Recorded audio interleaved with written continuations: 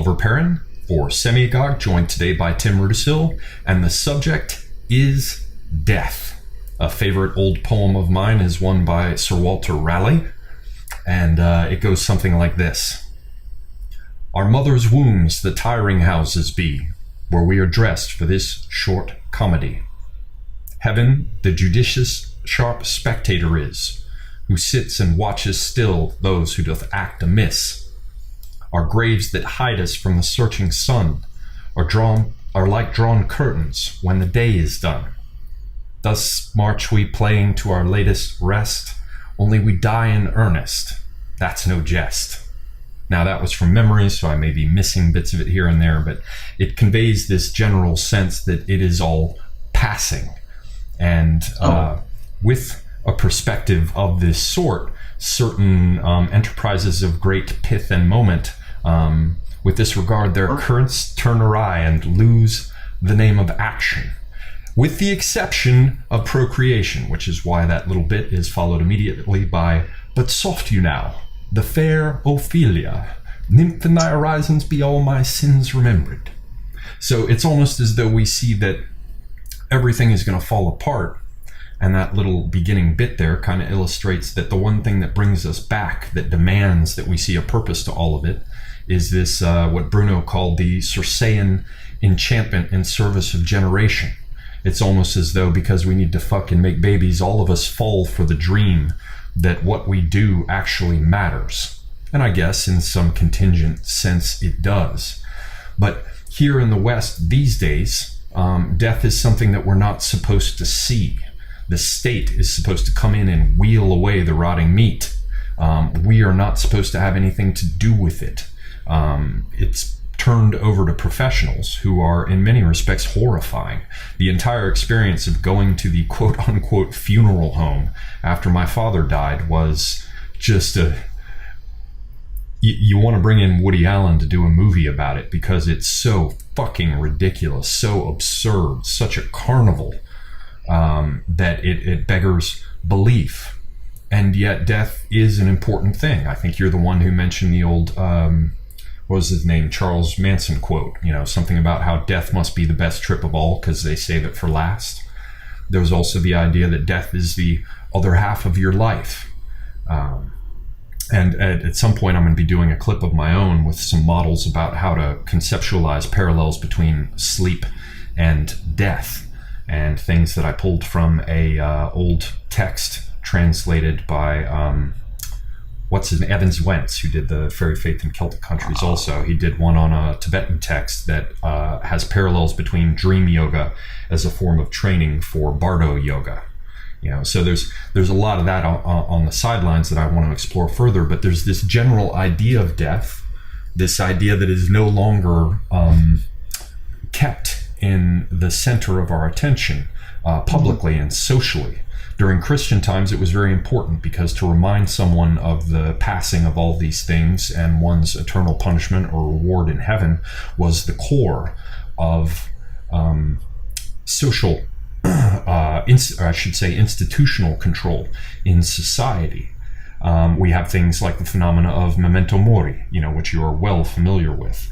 But it seems to me that we're in a different situation today where our death is supposed to be hidden from us. We get these weird, stretched, facelift creatures, that are doing everything in their power, getting injections and stretching out their old wrinkled bits to pretend like they're here for longer. We have the extension of... We are. Yeah, we're not. The extension of adolescence as a condition that we're supposed to enjoy our entire fucking lives if the powers that be had their way. And in many respects, it seems to me that by taking death off of the table, removing it from center stage, it allows for another kind of institutional control, a kind of institutional control that is tied directly to the kind of insipid, shallow self-gratification that we find elevated to the status of an idol in this post-leftist, egocentric jerk fest. And so perhaps you can discuss with us, on the one hand, maybe some truths about death that are timeless, that we should all understand, and then use those perhaps as a basis to explore the different ways in which it's presented to us today. My experiences with death are minimal. I have only the prospect of my own to entertain me, as well as that of a few friends and family members. I've never had anybody blown apart next to me. I've never had near-death experiences, and I don't think any of the violence I've been engaged in, although some of it involved weapons, it never really felt like I was truly at risk of death. So, this lack of perspective on my part makes me a willing sponge for your thoughts on this matter. Oh, the bells of hell go ting-a-ling-a-ling for you, but not for me. Oh, death, where is thy sting-a-ling-a-ling? Oh, Ollie. Reminds me of, oh, what a lovely war. Yes, a movie back in the 60s, 70s, right in there. Little fellows came out and sang, oh, death, where is thy victory? With some reworking of the words. Lovely thing. Then, of course, there's always that thing from, oh, brother, where art thou? Where they have the old spiritualist note singer get up and go, oh, death, won't you hold me over to another year? That one is lovely stuff. I'm surprised you could watch that movie as someone from the South. That Coen brothers take on what the South was about made me want to barf. Not to mention that they had the gall to pretend that it was based on the Odyssey, which was just ridiculous. All right. And fucking what's his name, George Clooney, pretending to be from the South. Fuck that movie. But go on, I'm sorry. Well, let us not get absorbed in the movies so much as in the songs that go along with them. I'll be pushing up the clover, I'll be dead as dead can be. Another one from a movie. What you have to remember is that death is unreal to each and every one of us, our own life and death. Our birth begins all of history. Our death ends it all. This is foolishness. And yet it's been going on for millions and millions of years. Millions of years. The Norse had Valhalla, where if you were fortunate, you died in battle and were taken away by one of the Valkyrie. All right, the Muslims have Jannat for heaven and Jahannam, for hell. It's good. Everybody's got to have something to, shall we say, be going on with. The real thing is that when you're born, you come in, not tabula rasa, not clean slate, but you come in with certain proclivities. Now, where did you get those proclivities from? What part does character play in our birth? And what part does the experiences of being alive impart to our death and our eventual rebirth? Well, sadly, my own assumptions at this point, unconfirmed by available experience, but held as the safest hypothesis I have at present. Yeah. We're at a good distance, Tim. I like this telecommunication here. It feels much safer. My own belief is that it's rather difficult for me to piece together my heritage on the scale you mentioned because of a dipping in that river Lethe. Yes. Which would be one necessary to making any of this seem to have meaning. Well, it's the explanation of the wiping away of particularized memory and the saving of innate predispositions. The important parts of memory. Now, the predispositions are going to remain. That's where the character comes in. That's why certain things were undoable to you at the beginning of your life. That is why certain qualities within you are as they are, and not, let us say, in me or in someone else. They are the hardwired parts of you and experience. But that's not to deal with death. Death is a lovely thing. Death is the cessation of bodily sensation. It is the cessation of all aches and pains that you have as you go through life. You see, it's the cessation of those. It is why the rotting piece of meat that is your body, when you die, ceases to be of interest to you. Ceases to be of interest to much of anybody except the undertaker. And a rather obscure group of fetishists, yes. Well, yeah, they are obscure, though. Heard about a woman who crawled into graves with rotting bodies. Lovely old girl. She was very much taken with them. I don't know if she ever was arrested or not. But something contemporary? Or are you talking about like the child right? No. I was talking about a woman who just a few years ago was prone to go into graveyards, open graves up, usually mausoleums, and crawl into the mausoleum grave with whoever happened to be there. Actually open the coffin and crawl into the grave. These are fetishists. They are of little interest. Mostly you get a bunch of people who want to see, like, ossuaries. You're familiar with ossuaries, are you not? Yes. All right.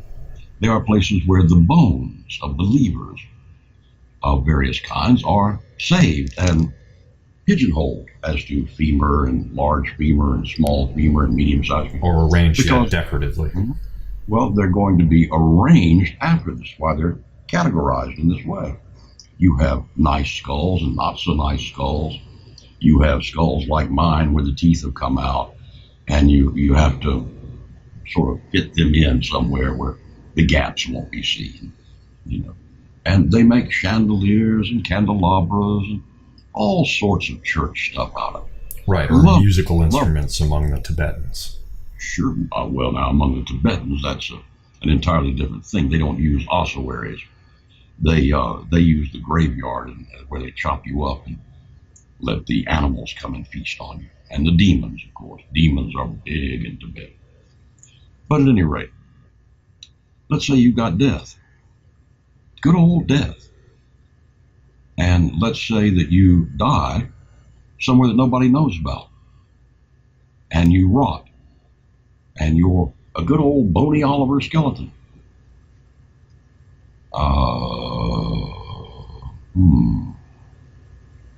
Anybody but you suffer for this? Anybody but you feel your departure? Anybody but you? Anybody but you? Well, it's that old thing. You're born alone, and you gonna die alone. Interesting idea. Issuing in blood and sorrow from the womb, crawling in tears and mourning to the tomb. How slippery are thy paths, how sure thy fall, how art thou nothing, when thou art most of all.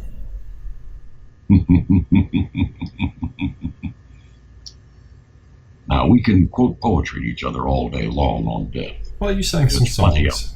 Turnabout's fair play. Fine, good enough.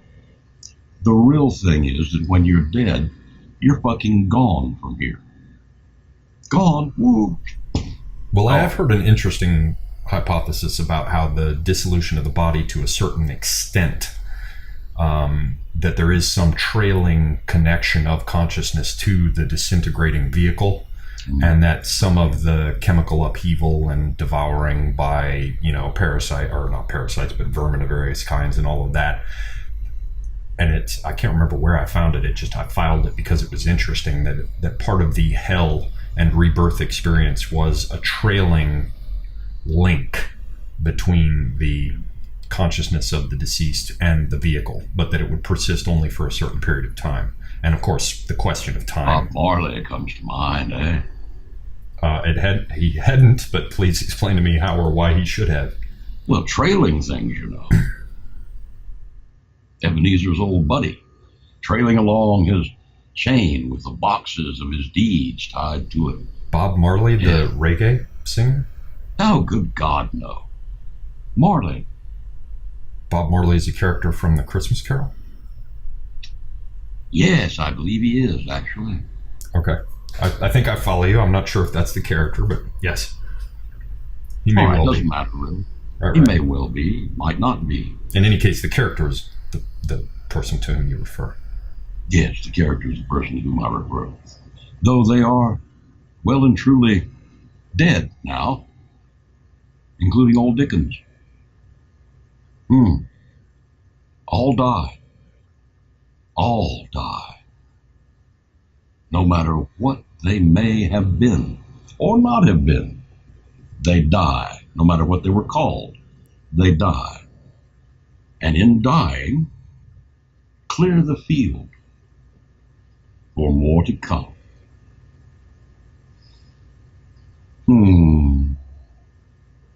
Ah, my goodness, my gracious.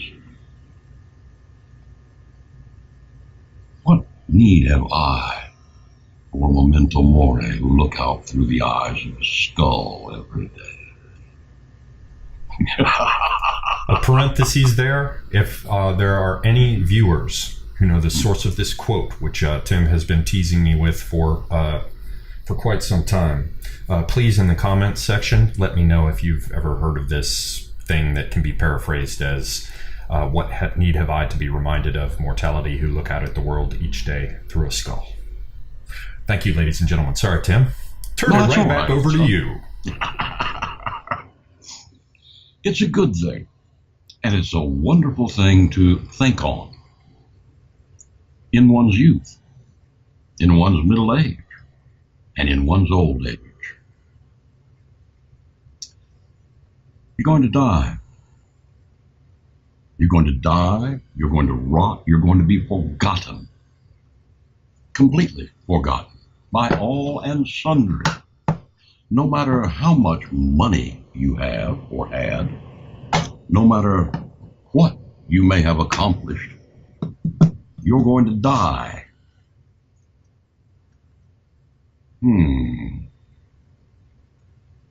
Death, that land from whose bourne no traveler returns, puzzles the will, makes us rather bear those ills we have than fly to others that we know not of. To die, to sleep perchance to dream. Aye, there's the rub. For in that sleep of death what dreams may come, when we have shuffled off this mortal coil.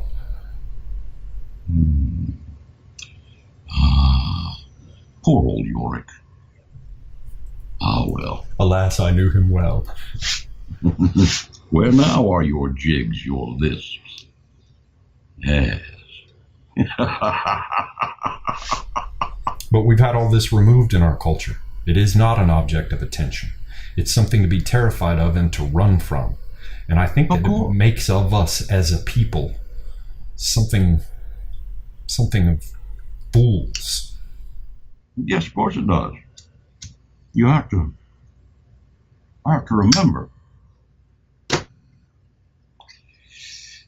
no one wants to be around death. No one even wants to be around disease or sickness or infirmity. Right, even if there's no real risk of it spreading. Not only death can always ease down your throat, man. Death can always ease down your throat. Yes, it's waiting for you on your left shoulder.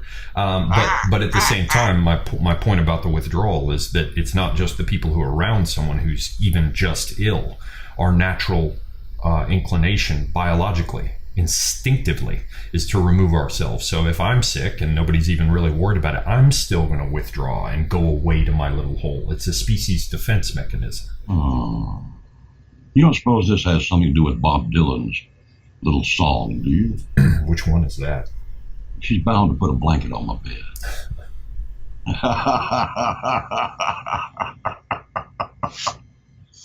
Have to remember, Ollie, that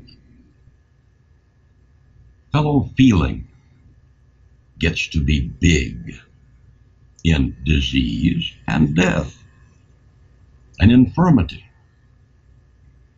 Fellow feeling. The guy who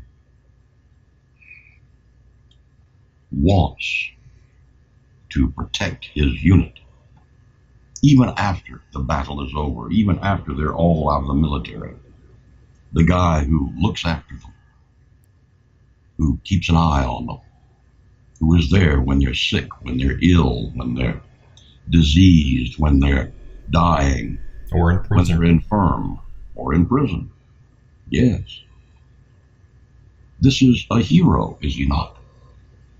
The woman who does the same for her man, her children, her friends. And yet, when you look around, do you see these people? They are the heroes and heroines of literature, of the silver screen. But do you see them out here? Sometimes, but rarely. Rarely. Are they any the less afraid of death? No, I think that's why you have the persistence, despite all the social changes and developments that have happened over time, of this idea of not speaking ill of the dead. They don't want to talk.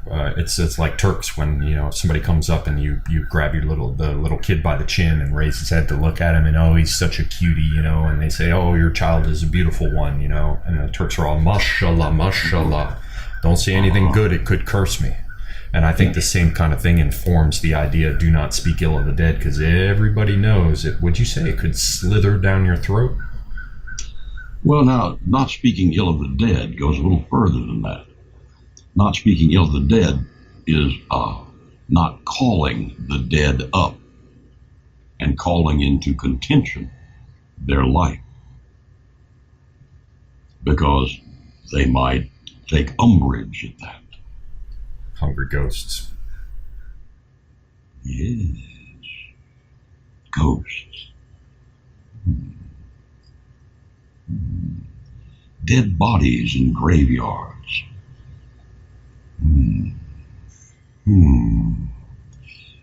The thing is that when people died years ago, they don't do it anymore. Some people would have a piece of rose or briar hammered into their chest.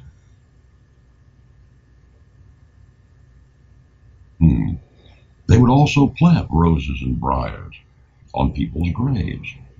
In fact, it was only recently that people started using something aside from a rose. Which rather calls into question whether the focus was on the briars or on the flower. Or on the return of the dead. Yes, hence Couldn't the need explain for all briars. that scattering rose petals in there. The briars to be a barrier. Yes.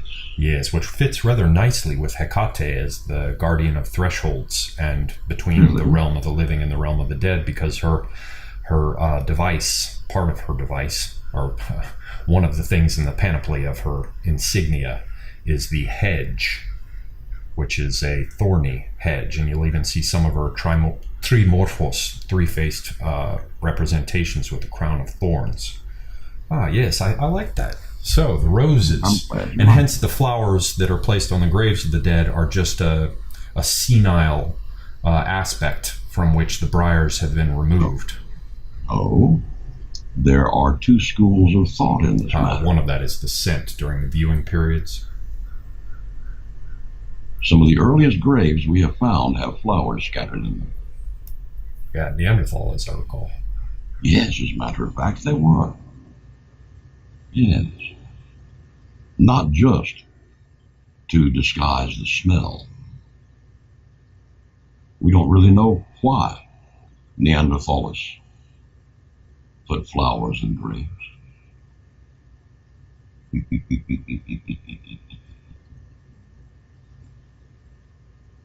We don't know why or how Neanderthals regarded death. We do know they regarded death, though, because they buried their dead. To bury the dead is a mark of great respect, especially in a day when you didn't have backhoes to dig the grave, when you had to dig it by hand. Yeah, I've heard you suggest that that may have something to do with observing the behavior of the mammoths. And that's another angle. Perhaps you could touch on that briefly, but then you can counterpose that against burning them, because the main divisions in Indo-European culture seem to be between those who burnt and those who buried. Well, those who burnt were usually in very cold climates where digging was, shall we say, off the table. Yes, indeed. Whereas those who buried were not. But there's that distinction even in ancient Italy, if I'm remembering correctly. There were those who burned and those who buried even there. Yes, there were.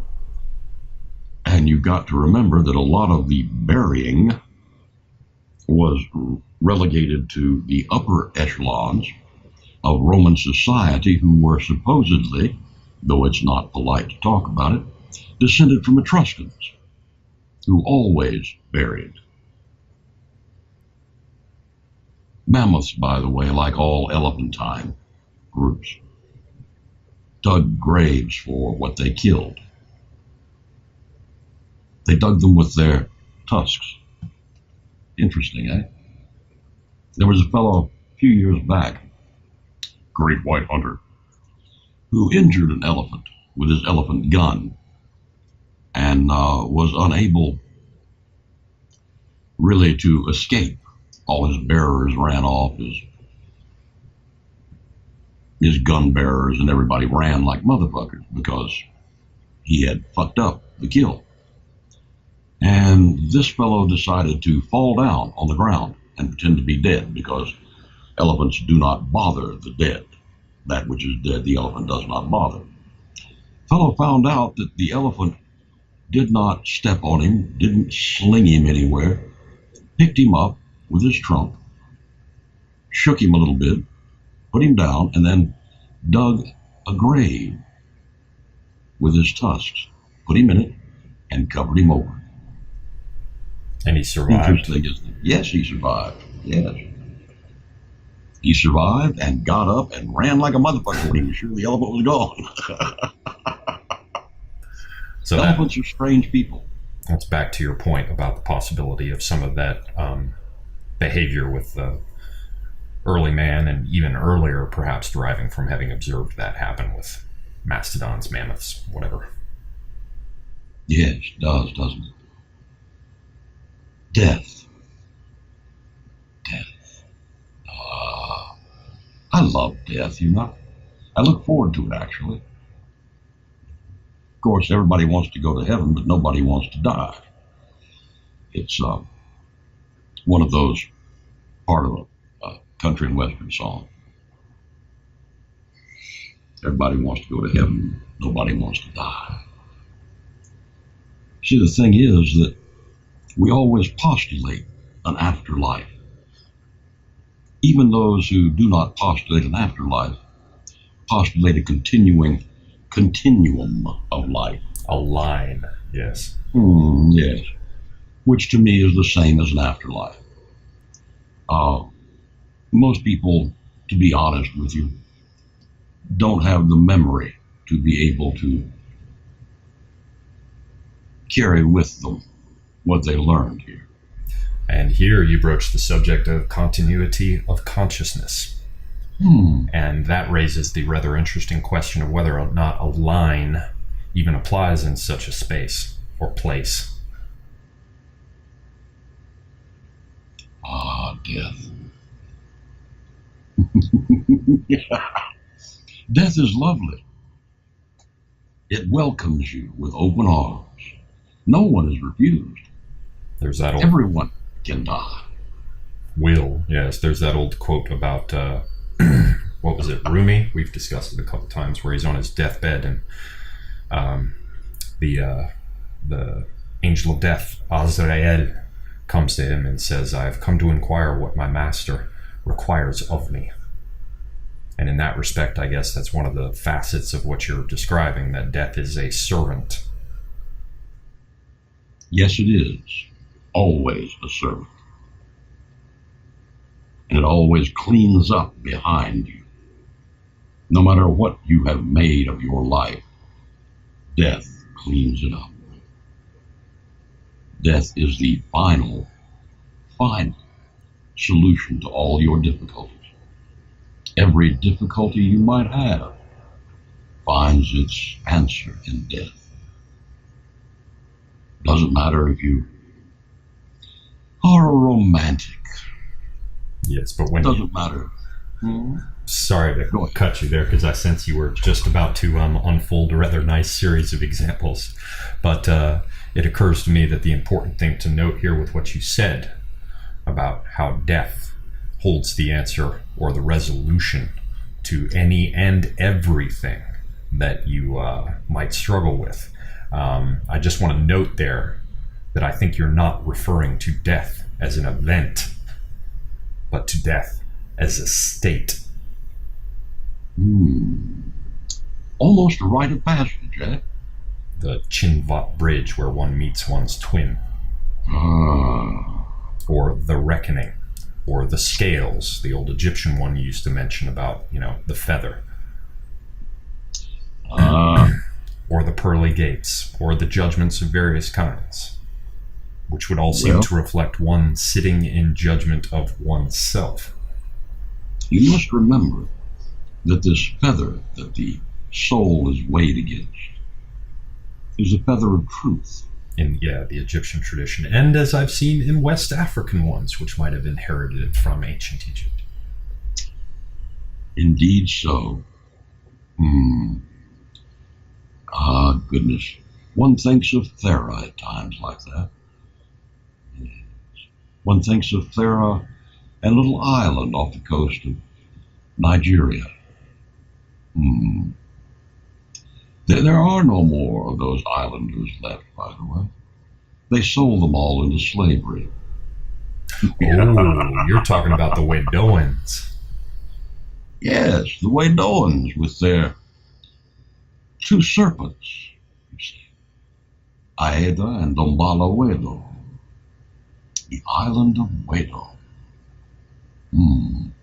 Interesting that on Thera, the Minoans had this goddess with two serpents, one in each hand. And yet she's smiling, and the serpents seem to be happy. Everybody's delighted. But that's a topic for another time. The death of civilizations. The death of people. The death of individuals.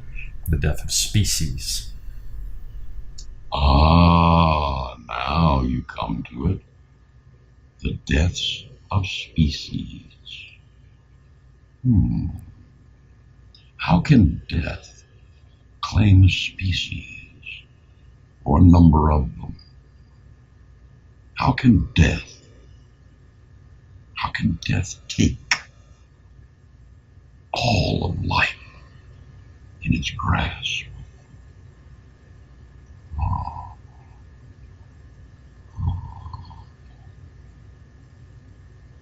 Death is the equal opportunity employer. It's the equal opportunity for everything.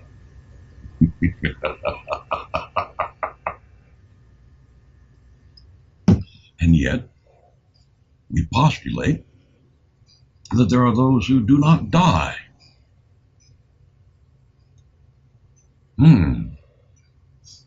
We postulate continuously that there are ways to circumvent death.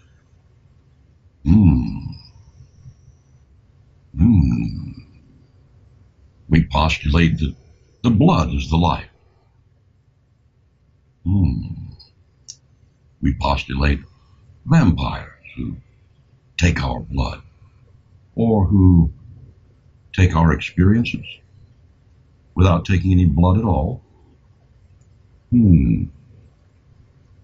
Death. How can one circumvent death? Why would one wish to? Unless to escape karma. Karma. But The just desserts of life. But that particular example has more to do with avoiding being born than it does avoiding dying. Of course, they're of a piece. It has more to do with the time in between one's death and one's birth. The time. The amount of things one must go through upon death. Or not go through, but be born back into life to experience. There are many changes that take place in the Bardo-thal. Bardo-thal is the Tibetan place of afterlife.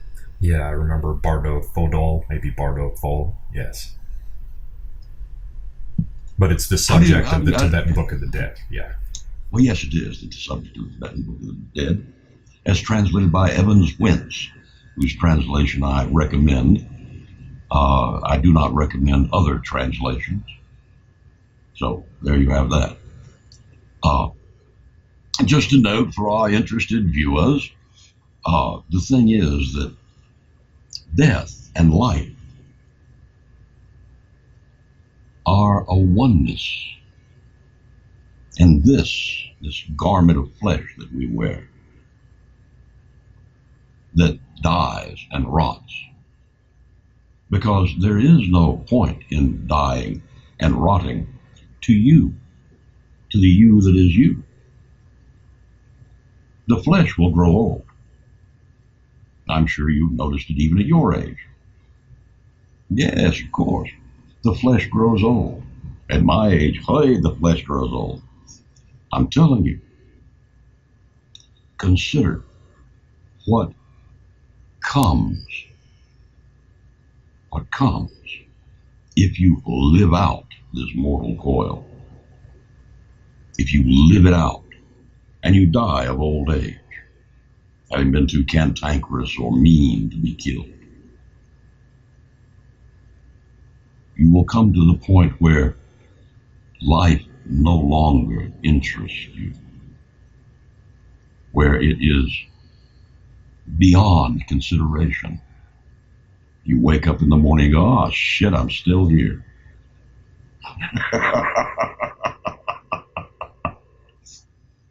Gotta get up. Oh!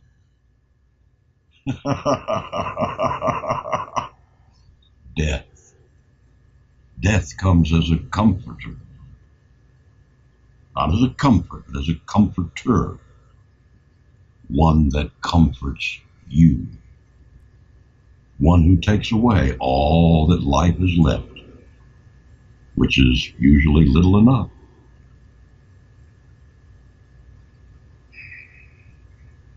What more can you ask of life but death?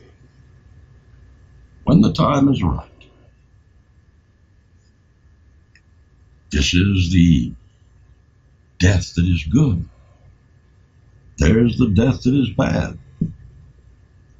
But that's because it comes uncalled.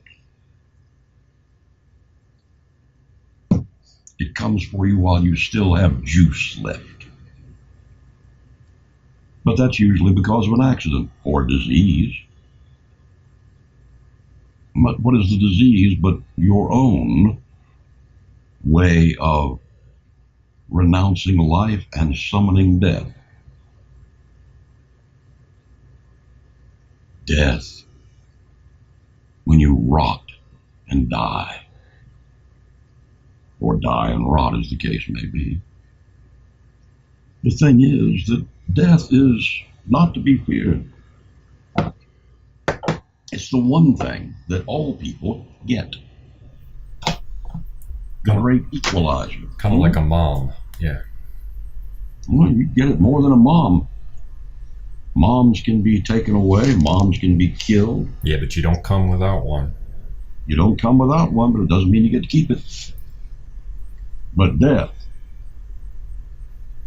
your death, is all yours. Well, now we have just a few minutes left. I wonder if you can tap on, because we didn't really go much into it, that we, stuck our toes into the water of several different cultures and times and places. But what about death and our culture today, before you then wrap it up with something brilliant and profound, as I have no doubt you will? Indeed I shall. Indeed I shall. Our culture today renounces death. Renounces it. Most important part of life. Cuts it loose. If they get you, they put you in a hospital. And then they inject you with all these things, so you're lying there going, ugh. Might as well be dead already. We've got to keep the patient sedated and happy. We're going to try to make this passage less difficult than it has to be. Fuck, man. You renounce death. As soon as the patient is dying, dead, medical technicians swoop in and try to pump you up and, take defibrillators and go after you and all that kind of bullshit. Everybody despises death. They despise it. They don't want it. They don't have anything for it because it scares the shit out of them. They don't know what to do with it. So they're going to take you and, golly gee, we're going to inject these chemicals in here and pull the blood out there, and we'll take the eyelids and we'll take the brain out and all that, so that it won't liquefy and get all over the casket and everything. Right, whether it's ancient Egyptians or a funeral home today, or Jeremy Bentham in a glass case. I love old Jeremy Bentham. Had himself stuffed, but he wasn't mounted. Damn shame that. Should have been mounted. But be that as it may, I always wanted to be stuffed and mounted as a piñata for the grandkids. But not going to happen. Rather a different take on the dinner at Trimalchio, right? Hey, what can I say? The thing is that we don't regard death. We try to hide death. Everywhere you turn, death is hidden. There was an accident today in which 4 people were fatally injured. How you gonna be fatally injured? Injury is something you can recover from.